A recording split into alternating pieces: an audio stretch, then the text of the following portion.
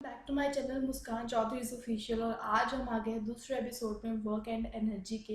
And आज हम इस चैप्टर का करेंगे दूसरा पार्ट, यानी कि एनर्जी के बारे में पढ़ेंगे। तो चलो बिना देरी के फटाफट वीडियो को शुरू करते हैं। वीडियो को आगे देखने से पहले फटाफट मेरे वीडियो को लाइक कर दो, जल्दी से चैनल को सब्सक्राइब कर दो एंड कमेंट करके बताना जब पूरी वीडियो देख लोगे तो कैसी लगी वीडियो। चलो शुरू करते हैं। इसको लगा ले, नहीं तो आपको आवाज़ कहाँ से आएगी। ओके, सो यहाँ पे हमने माइक भी सेट कर लिया है एंड अब आपको आएगी क्लियरली मेरी आवाज़। यस, तो यहाँ पे माइक भी लगा हुआ है। कल की तरह ना हो जाए कि माइक ही ना लगाया। ओके, तो अब हम आ गए हैं एनर्जी के टॉपिक पर। मेरी वीडियो में ही सबको आना होता है ना। चलो करते हैं। तो यस, जो आज हम टॉपिक करने वाले हैं वो टॉपिक है एनर्जी। Yes, energy. जल्दी से एनर्जी ले आओ। कल कहा था ना, अब तक तो एनर्जी आ ही गई होगी। मेरे अंदर तो है नहीं क्योंकि मैंने अब तक कुछ खाया नहीं। चलो फटाफट से चैप्टर करते हैं। तो एनर्जी होती क्या है। यस, यहाँ पे पहली लाइन ही लिखी है कि life is impossible without energy. That is obviously true कि एनर्जी के बिना लाइफ जो है वो इम्पॉसिबल है। तो एनर्जी की डिमांड दिन पे दिन बढ़ती जा रही है। एनर्जी की डिमांड कैसे बढ़ रही है, वो वाली एनर्जी नहीं जो हमारी बॉडी में, वो तो हमें खुद लेके आनी पड़ेगी एनर्जी। जैसे कि हमारे पूरे वर्ल्ड में sun is the biggest source of energy for everyone, whether it is human, whether it is animal और whether it is plant, most important plant. उसके बाद एक तो सन है, देन द सेकेंड इज यहाँ पे हमारे पास दिया हुआ है न्यूक्लियाई ऑफ एटम्स। एंड उसके बाद इंटीरियर ऑफ द अर्थ से जो हीट आती है that is also a source of energy. And the tides, जो ओशन से टाइड्स आती है, वो भी एक टाइप की हमारी सोर्स ऑफ एनर्जी है।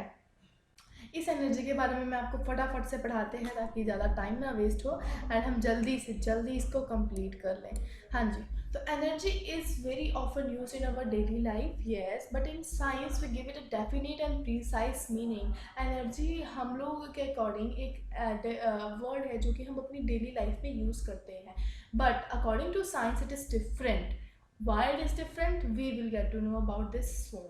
So let us consider the following examples. इन्होंने यहाँ पर कुछ एग्जाम्पल्स दिए हैं, तो इस एग्जाम्पल्स को मैं आपको समझाती हूँ कि कैसे इन्होंने इतनी बड़ी, इतनी छोटे से वर्ड को ना इतना बड़ा बड़ा लिखते हैं। भाई बच्चा देख के ही बोला नहीं मुझे पढ़ना नहीं है। ओके, सो पहला इन्होंने एग्जाम्पल हमें दिया है कि जिस तरह मान लीजिए हमारे पास एक कोई बॉल है और उसको हम विकेट पे हिट कर रहे हैं, तो जब हम उसको विकेट पे हिट करेंगे तो जो विकेट होगी वो नीचे गिर जाएगी। फर्स्ट एग्जाम्पल उन्होंने ये दिया है।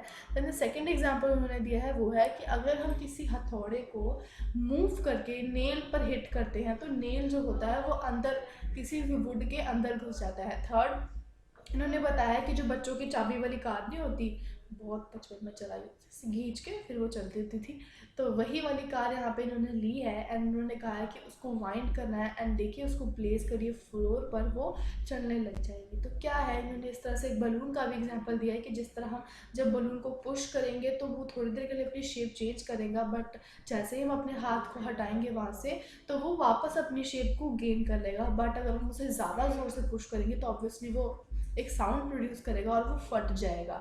इस तरह से उन्होंने हमें यहाँ पे बताया है। तो इन एग्जाम्पल से उन्होंने बताया है कि एक कोई भी ऑब्जेक्ट जिसके पास कैपेबिलिटी है काम करने की, वो एनर्जी को पोजेस करेगा। एनर्जी की डेफिनेशन क्या है, an object having a capability to do some work possesses energy. मतलब कोई भी ऑब्जेक्ट जिसके पास शक्ति है या क्षमता है किसी भी काम को करने की, वही एनर्जी क्रिएट कर सकता है। जैसे कि हम लोग कोई काम कर सकते हैं तो हम लोग एनर्जी को पोजेस कर सकते हैं। तो object which just the work loses energy. And yes, बहुत इंपॉर्टेंट पॉइंट है यहाँ पर कि ये देखिए यहाँ पे दिया है कि अगर कोई ऑब्जेक्ट, जो ऑब्जेक्ट काम करेगा उसकी एनर्जी लूज होगी एंड जिस पर काम करेगा उसको एनर्जी गेन होगी। जैसे कि मान लीजिए जब हमने कार की वाइंडिंग करी, यानी कार की जब चाबी घुमाई तो हमने अपनी एनर्जी लगाई और वो एनर्जी उस कार के अंदर चली गई, जिसके बाद वो अपने आप ही मूव होने लगी। तो मतलब जो काम करेगा उसकी एनर्जी कम होगी, जो जिस पे करेगा उसकी एनर्जी ज़्यादा होगी।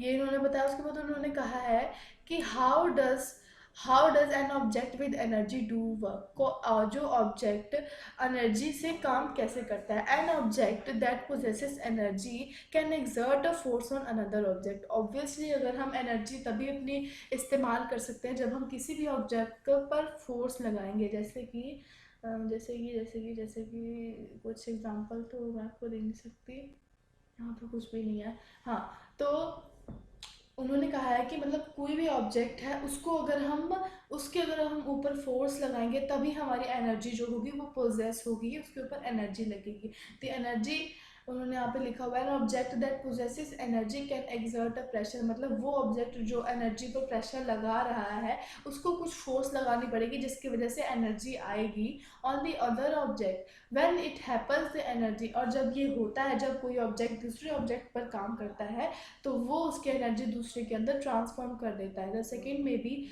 एज इट मूव, और दूसरा केस क्या हो सकता है कि अगर ऑब्जेक्ट पर हमने फोर्स लगाया है एंड फिर वो क्या करेगा, वो मूव करेगा। ये सेकेंड एनर्जी का कैपेबिलिटी यानी कि जो कंडीशंस हैं वो हो सकती हैं। तो उसके बाद उन्होंने कहा है the first object had a capability to do work, और जो फर्स्ट ऑब्जेक्ट जो ये सारे काम कर रहा है उसके पास कैपेबिलिटी है काम करने की, तभी तो वो एनर्जी पोजेस कर रहा है। This implies that any object that possesses energy can do work, मतलब कि जो ऑब्जेक्ट कोई भी काम कर सकता है वो एनर्जी पोजेस कर सकता है, और जो ऑब्जेक्ट जिसके पास एनर्जी है वो कोई भी काम कर सकता है। ये इन्होंने लाइन बताई है यहाँ पे, ये देखिए।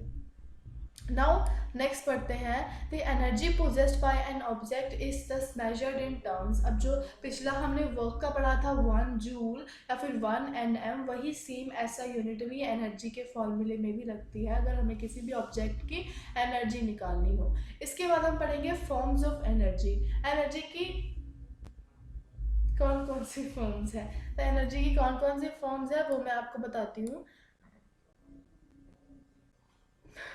तो एनर्जी की कौन कौन सी फॉर्म्स है वो हम देखते हैं। लकीली द वर्ल्ड, हमारे लकीली मतलब भाई हम भाई साहब हम बहुत ही ज़्यादा लकी हैं इस वर्ल्ड में रहकर कि हमारे पास डिफरेंट डिफरेंट फॉर्म्स की एनर्जी है, heat energy, mechanical energy, magnetic energy etcetera. But जो इस चैप्टर में हम पढ़ने वाले हैं वो 2 टाइप्स की एनर्जी है। The first one is the potential energy and the second one is the kinetic energy. Kinetic energy के बारे में आपने पिछले 7th या 8th में भी किसी चैप्टर में पढ़ा होगा, मैंने भी पढ़ा था। तो इस बार जो हम इस चैप्टर में पढ़ेंगे वो है काइनेटिक एनर्जी एंड हमारी potential energy. And kinetic energy and potential energy में heat energy, chemical energy, electrical energy, light energy, mechanical energy, gravitational energy सब लगती है। चलो आगे पढ़ते हैं, नेक्स्ट पेज पर आ जाइए। तो जूल, अब यहाँ पे joule, James Prescott joule was an outstanding British physics. इन्होंने ही जूल को इन्वेंट करा था, इन्होंने ही ये यूनिट दी थी जिन्होंने इन सब चीज़ों के बारे में बताया था। तो ये अगर आपके एग्जाम में आएगा तो पढ़ लेना, वैसे मेरे को नहीं लगता है। नेक्स्ट काइनेटिक एनर्जी पर हम यहाँ पर आ जाते हैं कि काइनेटिक एनर्जी होती क्या है। तो उन्होंने हमें एक एक्टिविटी दी है, हम एक्टिविटी पढ़ के समझेंगे कि आखिर इस एक्टिविटी में है क्या। टेक अ हैवी बॉल लो, drop it on the thick bed of sand, रेत की मोटी लेयर पर उसको ड्रॉप कर दो। A wet bed of sand would be better, अगर गीली मिट्टी हो तो भी ज़्यादा अच्छा होगा। Drop the ball on the sand bed from height of 25 centimetre, 25 centimetre की हाइट से उसको ड्रॉप कर दो। And the ball creates a depression, ball क्या करेगी, डिप्रेशन करेगी। Repeat this activity from height of 50 centimetre, 1 metre, 1.5 metre etcetera. तो उन्होंने कहा इंश्योर जितनी बार भी हम उसको ड्रॉप करेंगे वो कुछ ना कुछ केसेस बनाएगी एंड कुछ साउंड भी इंक्रीज करेगी या डिप्रेशन करेगी। Make the depression to indicate height from which the ball was drop, हमने उसको समझना है कि किस तरह से उन्होंने उसको डाला। ये सब आप पर समझिए गहराई समझिए। हाँ, तो कंपेयर देयर डेप्थ, जितनी बार भी हमने बॉल्स को फेंका। चलो मैं आपको एग्जांपल देती हूँ। हमने एक गीली मिट्टी ली है एंड अगर मैंने उसको, जैसे मान लो कि मेरे पास, let me give you an example. देखिए यहाँ पे मेरे पास ये बॉटल है एंड यहाँ पे कुछ भी छोटा सा एक स्टोन लेती हूँ, ठीक है। इसमें मैंने यहाँ तक पानी भरा, ठीक है। अगर मैं छोटा सा स्टोन यहाँ से फेंकूंगी तो ज़्यादा उसमें डिप्रेशन क्रिएट नहीं होगा, वो आराम से चल जाएगा। अगर मैं यहाँ से फेंकती हूँ तो वो एकदम छप सा मतलब उछलेगा, देन अगर और ऊपर से तो वो और उछलेगा। तो यहीं पे उन्होंने बताने की कोशिश करी कि कौन सा सबसे ज़्यादा डीप जाता है, which one is the slowest, shallowest, which one is deeper dent etcetera, इन्होंने पूछा है। देन उसके बाद सेटअप एंड अपैरेटस, मैं सीधे आपको बताती हूँ काइनेटिक एनर्जी होती क्या है। यहाँ पे इन्होंने क्या किया है कि एक ऑब्जेक्ट है, ये देखो मैं आपको क्रिएट करके दिखा देती हूँ। तो यहाँ पे इन्होंने दिखाया कि एक ऑब्जेक्ट पर इन्होंने फोर्स लगाया है, वो मूव करेगा ऑब्वियसली, एंड आगे से इन्होंने एक apparatus ट्रॉली बनाई हुई है जिससे कि वो मूव करेगी। हम सीधे टॉपिक पर आते हैं। A moving object can do work. Obviously, a moving object can do work. An object moving faster can do more work. मतलब कोई भी ऑब्जेक्ट जो मूव कर रहा है वो काम कर सकता है, और अगर जो ज़्यादा मूव कर रहा है वो ज़्यादा काम करेगा then the slower one. A moving bullet, a blowing wind, a rotating wheel, a speeding stone can do work. How does a bullet pierce the target? How does the wind move the plates of the windmill, etc.? Objects in motion possess energy. Motion में जो object होते हैं, yes मतलब जो चीज़ motion में होगी, जो भी ऑब्जेक्ट मोशन में होगा वो एनर्जी पोजेस करेगा ऑब्वियसली। अगर मान लो मैं मोशन में, मैं आपको बता रही हूँ अपने हैंड्स मोशन में है, तो ये एनर्जी पोजेस करेंगे। We call this energy as kinetic energy. Yes, अगर कोई भी ऑब्जेक्ट मोशन में होगा तो उस टाइम पर जो उसमें एनर्जी होगी उसे हम काइनेटिक एनर्जी बोलते हैं। जैसे कि अगर कोई बर्ड उड़ रही है तो उस टाइम पर उसके अंदर जो एनर्जी है वो काइनेटिक एनर्जी है। ये हो गया। Next, a falling coconut, a speeding car, a rolling stone, a flying aircraft, blowing water, blowing wind, running athlete etcetera possesses kinetic energy. जो भी चीज़ें मोशन में होंगी, whether it is anything in the world, जो भी चीज़ motion में है वो होगी हमारी काइनेटिक एनर्जी में। तो ये सिंपल सा फंडा है, सिंपल सा फंडा समझ लो, आपका इतना आसान सा हो जाएगा। इसकी आप डेफिनेशन पढ़ लीजिए। Kinetic energy is the energy by an object due to its motion. Kinetic energy is an energy which is possessed in object due to its motion. The kinetic energy of an object increases with the speed. जिस तरह से speed बढ़ती जाएगी, जिस तरह से object का motion बढ़ता जाएगा, उस तरह से उसकी स्पीड और उसके साथ साथ उसकी काइनेटिक एनर्जी भी बढ़ती जाएगी। How much energy is possessed by a moving body by virtue of its motion. मतलब कि किसी भी मूविंग बॉडी के वर्च्यू से उसमें कितनी ज़्यादा एनर्जी पोजेस होगी। सिंपल यही हमने पढ़ा है कि जितनी ज़्यादा उसकी स्पीड होगी उतना ज़्यादा काइनेटिक एनर्जी होगा। By the definition, we can say that the kinetic energy of a moving body with a certain velocity is equal to the work done on it to make it acquire।